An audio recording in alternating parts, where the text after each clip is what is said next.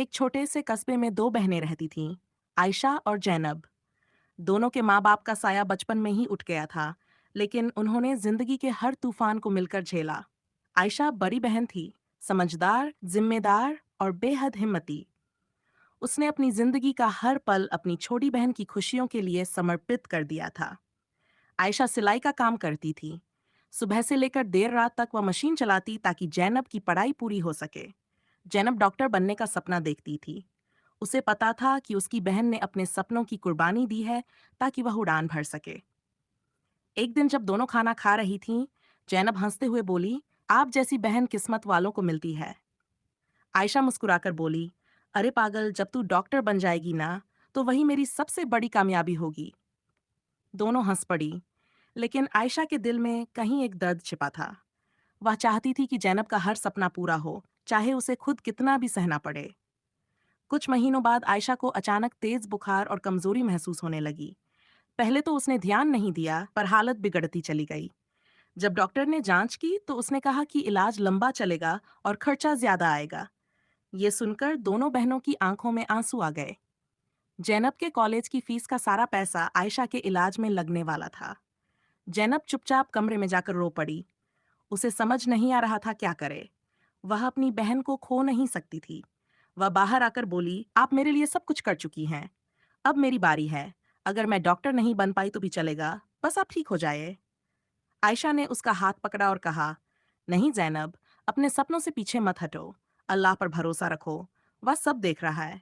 जब नीयत सच्ची हो तो रास्ते खुद बन जाते हैं। ये सुनकर जैनब की आंखें भर आईं, लेकिन उसके दिल में एक नई रोशनी जल उठी। उस रात जैनब ने सजदे में सिर रखकर रोते हुए दुआ मांगी, ए अल्लाह, मेरी बहन को सेहत दे और मुझे हिम्मत दे कि मैं दोनों जिम्मेदारियां निभा सकूं। अगले ही दिन उसने फैसला कर लिया, वह पढ़ाई भी करेगी और काम भी। दिन में वह छोटे बच्चों को ट्यूशन पढ़ाती और रात में खुद पढ़ती। नींद, थकान, भूख, सब कुछ भूल चुकी थी। उसके सामने सिर्फ एक मकसद था, अपनी बहन का इलाज और अपना सपना पूरा करना। कई बार उसके हाथों में छाले पड़ जाते, आंखों में नींद नहीं होती, लेकिन हर बार आयशा की मुस्कान याद आ जाती। धीरे धीरे हालात बदलने लगे। लोगों को जैनब की लगन दिखने लगी। उसे स्कॉलरशिप मिल गई। आयशा का इलाज भी असर दिखाने लगा। घर में फिर से उम्मीद की रोशनी फैल गई। साल बीते और जैनब ने अपनी मेहनत और सब्र से डॉक्टर की डिग्री हासिल कर ली। जिस दिन उसने अपने हाथों में डॉक्टर का सर्टिफिकेट थामा, उसकी आंखों में आंसू थे। उसे वो सारी रातें याद थीं जब उसने अंधेरे में रोकर अल्लाह से मदद मांगी थी। वह सीधा घर पहुंची, जहां आयशा अब बिल्कुल स्वस्थ थी।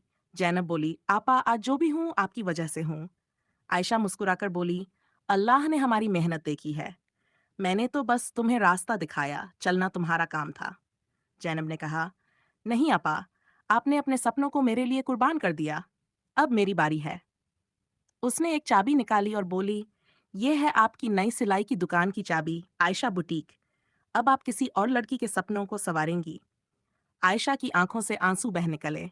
उसने जैनब को गले लगा लिया और कहा, तू सिर्फ मेरी बहन नहीं, मेरी दुआ का जवाब है। दोनों रो पड़ीं, लेकिन वो आंसू दर्द के नहीं, खुशी और शुक्र के थे। उस दिन पूरे मोहल्ले में एक मिसाल कायम हुई।